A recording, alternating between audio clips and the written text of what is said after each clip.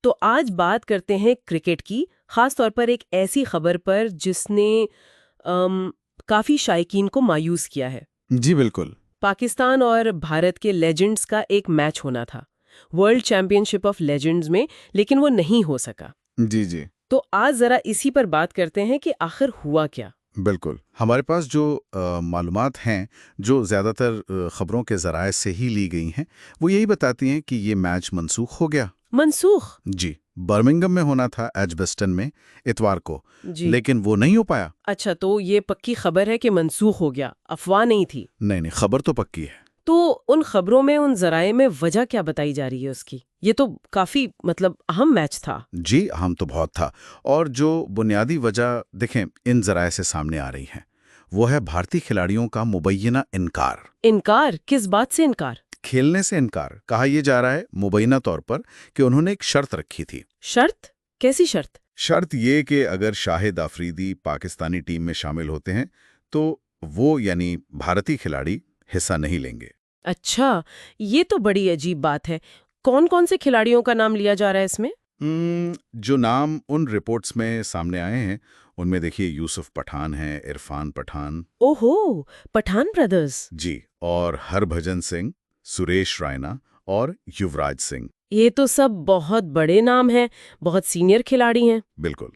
تو ذرائع اس اعتراض کی صرف شاہد آفریدی کی شمولیت پر اتنا بڑا رد عمل، اس کی کوئی خاص وجہ بھی بتا رہے ہیں؟ جی، اس پر ذرائع نے کئی ممکنہ وجوہات کی طرف اشارہ کیا ہے۔ ایک تو انہوں نے سیدھا کہا ہے کہ شاہد آفریدی کا خوف؟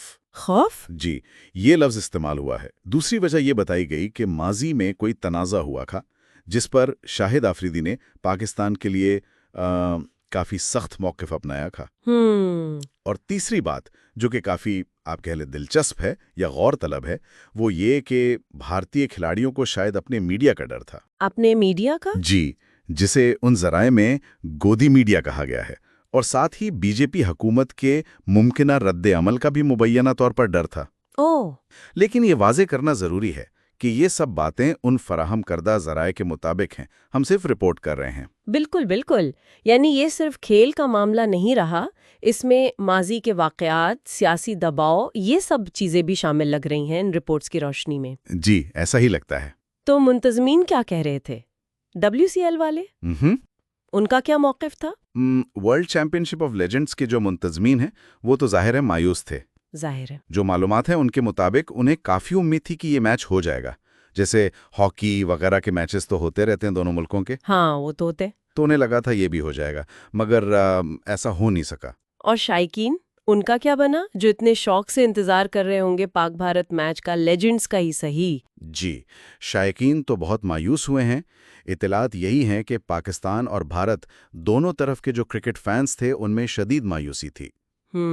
اور زیادہ تر کی رائے یہی تھی کہ بھئی کھیل کو سیاست سے الگ رکھنا چاہیے۔ یہ بات بار بار سامنے آئی ہے۔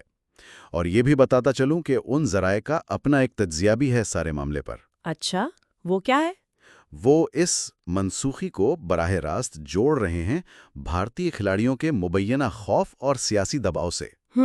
اور اس کا تعلق وہ بتا رہے ہیں کہ ماضی قریب میں کسی بڑے ٹورنامنٹ میں شاید پاکستان نے بھارت کو ہرایا تھا، اس سے بھی جوڑ رہے ہیں۔ لیکن پھر وہی بات، ہم صرف وہ بیان کر رہے ہیں جو ان ذرائع میں موجود ہے۔ صحیح۔ تو اگر ہم خلاصہ کریں ان ساری معلومات کا جو ہمارے پاس ہیں، تو تصویر یہ بنتی ہے کہ یہ لیجنڈز میچ جو ہے وہ مبینہ طور پر اس لیے منسوخ ہوا کیونکہ بھارتی کھلاڑیوں نے شاہد آفریدی کی شرکت پر اعتراض کیا۔ جی، بنیادی نقطہ یہی ہے۔ اور اس اعتراض کے پیچھے وجوہات میں آفریدی کا مبینہ خوف، ان کا کوئی پرانا موقف، اور پھر بھارت کے اندرونی میڈیا اور سیاسی دباؤ جیسی چیزیں بتائی جا رہی ہیں۔ بالکل یہی نکات ہیں جو ذرائع نے اٹھائیں۔ یہ صورتحال واقعی کافی پیچیدہ لگتی ہے۔ جی، اور یہ ایک آپ کہیں گہرا سوال بھی چھوڑ جاتی ہے جس پر شاید غور کرنے کی ضرورت ہے۔ وہ کیا؟